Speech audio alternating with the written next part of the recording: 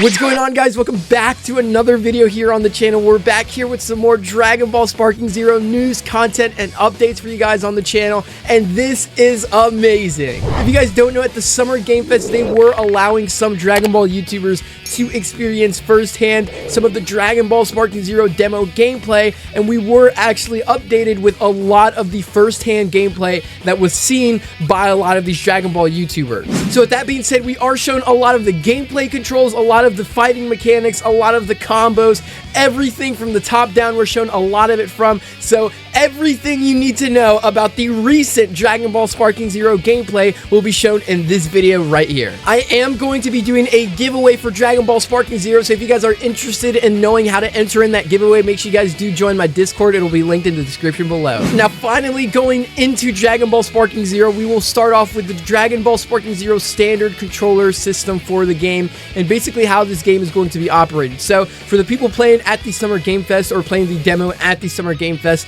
they were basically using Xbox controllers. So I personally use a PlayStation controller, so I'm going to be doing my best to review this to the best of my ability with my knowledge of a PlayStation controller to an Xbox controller. For all of you Xbox players, I'm sure that it's going to be very easy for you guys to follow this, but for the standard controller, using the LB button for this on the PlayStation controller, this would be the L2 button. You're going to ascend and jump with the L2 button, and with the L1 button, you're going to be able to descend. So basically, more or less the same way that it was in Sparking Zero. You're going to be able to move forward, backward, side to side with the left analog stick. The D-pad will be recommended for things that we're going to get to here further in the video, so don't worry about that. We're going to get into why the D-pad is so important for Dragon Ball Sparking Zero. Using RB on the Xbox controller, but R2 on the PlayStation controller, you're going to be able to guard and key charge using R1, but RT on the Xbox controller. X is for rush attack on the PlayStation controller, that would be square. Y is for key blast / rush chain, which on the PlayStation controller would be triangle. B is perception, and on the PlayStation controller, that the perception button would be circle. And then A button, this being here the step / short dash, would be the X button on the PlayStation controller. So obviously, you guys can do your conversions on how this would basically be operated on the PlayStation or the standard PlayStation controller, and then obviously you'll be able to switch in between the camera angles with the right analog stick on the Xbox controller and on the PlayStation controller. Now, this is the standard controls, but there are also another separate set of controls for Dragon Ball Sparking Zero, and it seems as if this is basically the set of controls that it is introducing you to when you are first opening up the game. The other set of controls would be the classic controls. So using LB, you'll be able to revenge counter. LT would be key charge. Moving the left analog stick would be to the basic move as it always was. Obviously, we'll get to the D-pad later. Ascend into jump, and descend is on the opposite side. So it's basically switched back and forth between classic and standard. X would be rush attack. Y would be key blast / rush chain. B were to be to guard, and A would be step / short dash, and then obviously the right analog stick, as it always was, would be to move the camera angle. So if you guys are wondering, the standard way to play Budokai Tenkaichi 4 were to be under the standard controls. So that's probably the controls that I will be using, considering the fact that the way I am so comfortable playing the Budokai Tenkaichi games, it's under that format of how the control settings would be. But maybe some of you guys will find the classic control a lot more to your liking. It really just depends on how you prefer to play the game. But when the game is first introduced, this is the first screen that you are shown to, more than likely, and it gives you a brief explanation on what kind of controls you would prefer to play Dragon Ball Sparking Zero. So next, we are shown actual assists like battle assists, combo assists, etc., or guard assists for this game. This is the next screen after the controller screen, and this is very, very huge. This is basically an assist to help newer players from that didn't necessarily play the Budokai Tenkaichi series get a better grasp of the game, because if you guys don't know, I'm pretty sure a lot of you guys that have played the original Budokai Tenkaichi games do know that the controls for the Budokai Tenkaichi games are very, very complex and diverse, and it can be very, very complicated to get a grasp of. I know it was for me, right? Me playing the game growing up, like I was a master at it. Now I'm like sort of iffy with it. Obviously, when Sparking Zero drops, I'll become a lot better at it.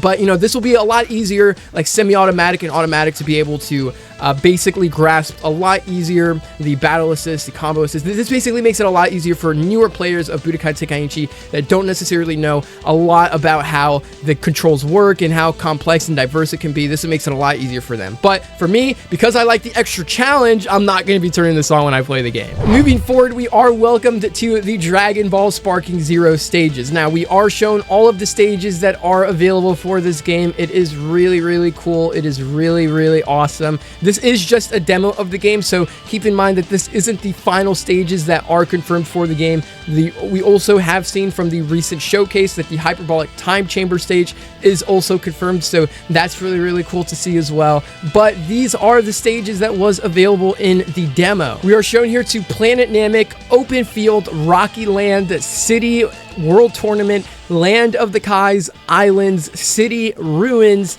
and obviously Destroyed Planet Namek. So in total here, we do have 9 maps that are confirmed basically as a whole, but again, this is just the demo. We are going to be having a lot more maps than just this when the game actually drops. We also know that we're going to get the Tournament of Power stage, and we're also getting the Hyperbolic Time Chamber stage, and obviously whatever other maps that they want to include for this game as well. Now, it is a little weird that you have to choose the stages before the character select, and there is a specific reason behind that we are going to get later into the video, but as of now, we are shown these stages. We have to choose the stages, and this is like probably the very few times that this has happened in Dragon Ball games, but you have to choose the stage before you actually go to the character select. So that being said, talking about the character select, let's go ahead and see what the character select has in store for us. So this is the ultimate character select screen. Now, beforehand, I need to say that this isn't the full character roster that will be shown for Dragon Ball Sparking Zero. Okay, we will be having a lot more characters in this. This demo gave you access to 50 characters to play from, which is really, really, really cool. That's really awesome to see. But along with this, we are shown characters in the demo that weren't actually confirmed in trailers yet, and that is the base Super Saiyan Gohan. We did have Super Saiyan 2 Gohan confirmed, but now we do have base Super Saiyan Gohan confirmed. We have base form DBS Trunks confirmed from this demo specifically, not Super Saiyan Trunks. And of course, we also do have Dr. Gero. Now, I'm sure that's not going to be a favorite pick, but it is really, really cool to see that we do have a brand new character as a whole and distinct in itself that is confirmed through the demo. So as you can obviously see here on screen, these are team battles. So team battles are definitely available for the game, as well as single battles. That's pretty self-explanatory. As you see here in the demo, it is a 3v3 for the team battles right here. However, when Dragon Ball Sparking Zero drops in itself as a whole, it won't just be 3v3. It'll be 5v5 as the max limit, considering the fact that that was what was leaked and shown for the recent next generation V-Jump scan. So that's something exciting to look forward to as well. And of course, for all you sweats and tryhards that are out there really thinking you're about it, it is also possible to do a 5v1 or a 3v1. All you would have to do is right next to the character that you are trying to select, instead of clicking another character for that plus button, you'll just go ahead and click for the next selected team. Now, something that I thought was really cool about the character select scene was when choosing a character, this isn't actually something that was in any of the Budokai Tenkaichi games, but this has been recent in Dragon Ball games, and it's cool that they're incorporating this into Budokai Tenkaichi games, and that's when choosing a character, they actually do have a voiceover when the character itself is actually chosen, and this is very similar to games like Xenoverse 2 and Dragon Ball FighterZ. So to see how they're incorporating that in Sparking Zero is really, really cool as well. I can give you a quick example of that.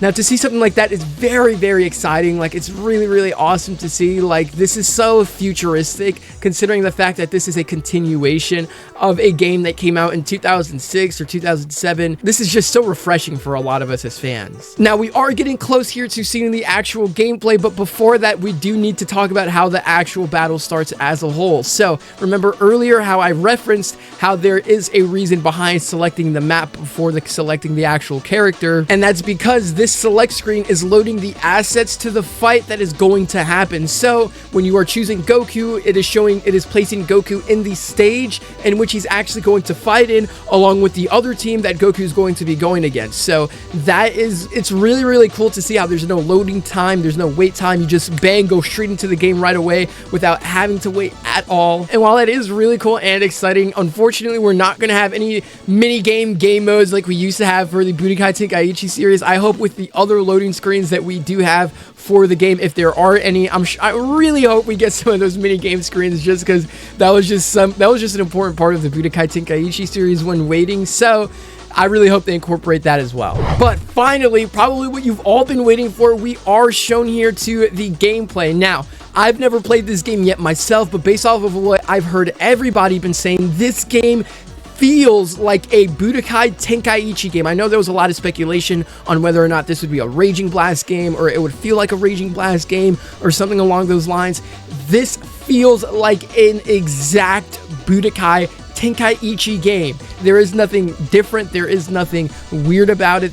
It is literally an exact Tenkaichi game, which is really, really promising to hear. Something that I really want to point out about this gameplay in itself is how they've actually fixed the shaky screen. Now, if you guys don't remember, in the original gameplay showcase that was shown for Goku versus Vegeta, the shaky screen was very, very bad. It was making people really think that we had motion sickness while playing the game in itself, but that is something that is completely fixed here, as you can clearly see, and it really fits that Budokai Tenkaichi aspect on how the screen shape should actually be in itself. So with all of that being said, we're going to talk about the health bars here. So with the health bars here specifically, you are going to be able to see here that we do have 4 things referenced right here in the gameplay. So obviously we do have his health bar. Right here is under him is his key bar, and we are shown 3 things right here under him. So if you look at this little yellow arrow signs rotating back and forth, this is when this is start to glow. This is basically signaling the fact that you can switch between your characters.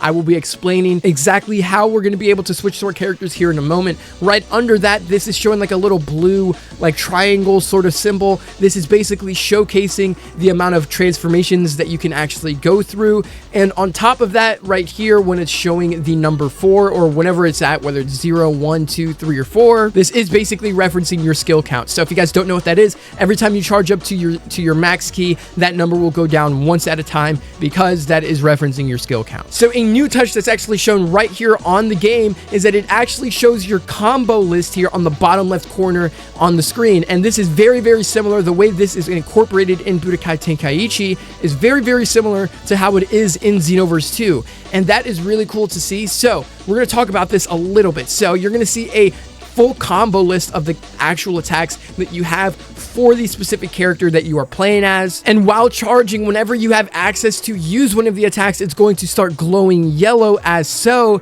and that is basically signaling the fact that you can start using this attack. Just like in Budokai Tenkaichi 3, you will have basic blasts, but these blasts take away from your skill count. The other 2 blasts that are below will take away from your charge count, and the ultimate blast, which is what every single character has, will be fully unleashed when you have fully charged up all of your ki and you have access to the sparking state. Just like it was in the original Budokai Tenkaichi series, it is going to be that same way here in Sparking Zero, so that's really, really promising to hear as well. But if you thought that was exciting, then oh boy, you're going to love this next part. So with the actual transformations in themselves, now this is what's really, really cool to see. So instead of taking a boot, and I think this is the only thing as I've seen so far, it obviously could be something different when the actual game drops, but for what we've seen in the demo so far, when transforming or even using the fusion dance, it is not taking on the same sort of controls that it was in the Budokai Tenkaichi series. Rather, it is taking on a Raging Blast sort of controls when you are transforming into characters, or even when you're switching to characters, or even when you're fusing with other characters. So earlier I said that there is a very important need for the D-pad, and this is where it is right here. You will be able to use the D-pad to to transform into, let's say you are Goku, you'll be able to use the D-pad to transform into Super Saiyan, to Super Saiyan God, Super Saiyan Blue, the following. If you want to be able to fuse with Vegeta, or if you're Goten and Trunks and you want to be able to fuse with each other, you'll also be able to use the D-pad for that as well. And on top of that, you are also going to be able to use the D-pad for when you want to switch amongst your favorite characters that are on your team. It's really, really awesome to see how they are adding these aspects from the Raging Blast series. It seems as if they are basically taking old nostalgic Dragon Ball, PlayStation 2, early PlayStation 3 game, and they are incorporating a lot of the mechanics and a lot of the abilities and a lot of the modes that we had within those games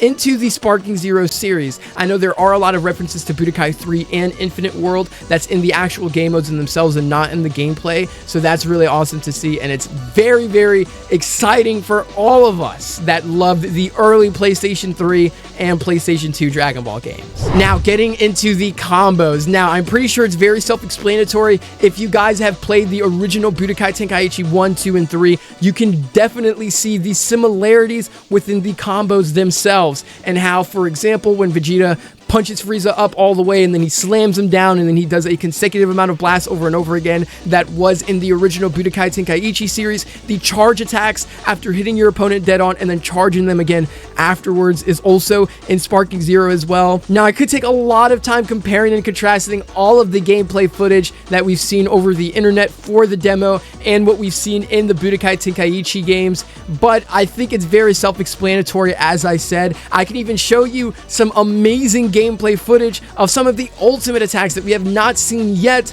but it was shown in the demo, and compare it to the Budokai Tenkaichi 3 game. So let's go ahead and take a look at that. As you can clearly see, the final atonement of Vegeta looks amazing, which is also called his final explosion. As you can see, the Dragon Fist from Goku looks absolutely phenomenal. It even has the same voice lines of when he says, "If I don't, who will?" It's really, really cool. The Kaioken of Super Saiyan Blue Goku looks absolutely phenomenal. Obviously, it's not a transformation in itself. It's just added on to Goku Super Saiyan Blue, but it just looks so crispy and it looks so clean. This game is just living up to what our expectations should be for it. Now, I know there was a lot of concerns about the movement for the game as itself, so let's go ahead and talk about that. The movement for the game, based off of what I've heard, feels really great, and based off of what I see, I know it seems very slow paced on itself and the beginning. Something that I would say is that they basically, the best way I can explain it is that they found a common ground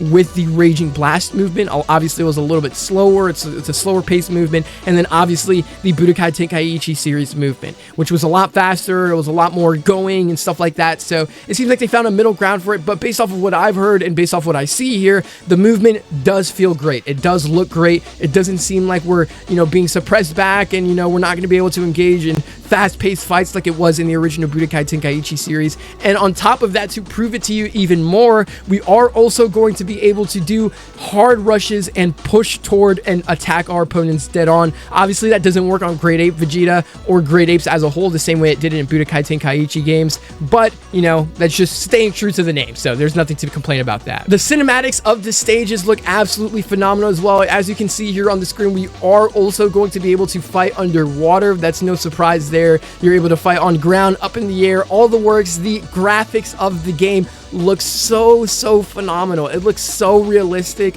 It's really hard to believe that this is so real. Like, I feel like that's the way I feel when looking at how this game is formatted. It just seems so unreal that this game is actually what it is. Finally, to close off the gameplay, I'm pretty sure this is the most hypest part to close off the gameplay, is fusions and the scenes for the fusions themselves. So in-game fusions obviously are done with the D-pad, but in this game, obviously there's no Gotenks and there's no Merge Zamasu or Vegito. The only fused character that we are shown here is Gogeta, which is enough so we can see our cool and amazing scenes before they fuse with the fusion dance. But as you can clearly see here, Goku or Vegeta, whoever you currently have out on the fighting stage during that moment, they do basically call and say a specific quote referencing that they're about to fuse, and then they'll obviously throw the fusion or the Potara earring, if that's what it is, or they're going to get ready for the fusion dance. They'll fuse, and then they'll become the amazing character that they are going to be, which is really cool. It's basically taking on this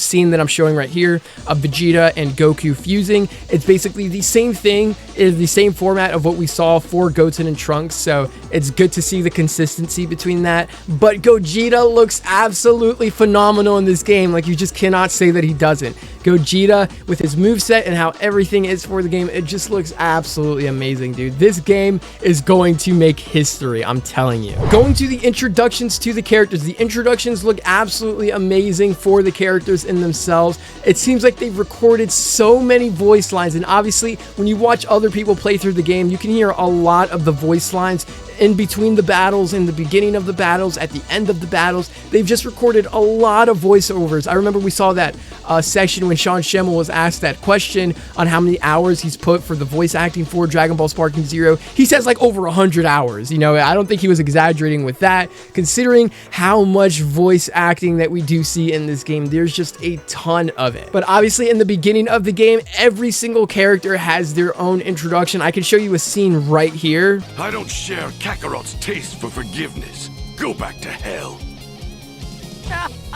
Vegeta, you talk so grandly for a lowly monkey. It's really, really cool to see how everyone has such cool and phenomenal introductions. It's such a cool added touch for the game. It's obviously staying true to the Budokai Tenkaichi series, so I'm really, really excited for that. It seems like every distinct character will have their own voiceover, so I can't wait to see more of that. Last but certainly not least, we do have the win screen for the characters, which is wrapping up the actual gameplay that you get when going into a battle with one of your friends. But obviously you have another voiceover when you win the battle, and then it spikes a scene here declaring that you've won the battle, just like it was in the original Budokai Tenkaichi series. So that's really, really promising to see. That's awesome. This is really, looking through this whole thing, I had nothing but excitement while watching this whole thing. It just looked really, really good as a whole. This game is going to be absolutely legendary with the character roster that's not even fully revealed yet. We still will be able to see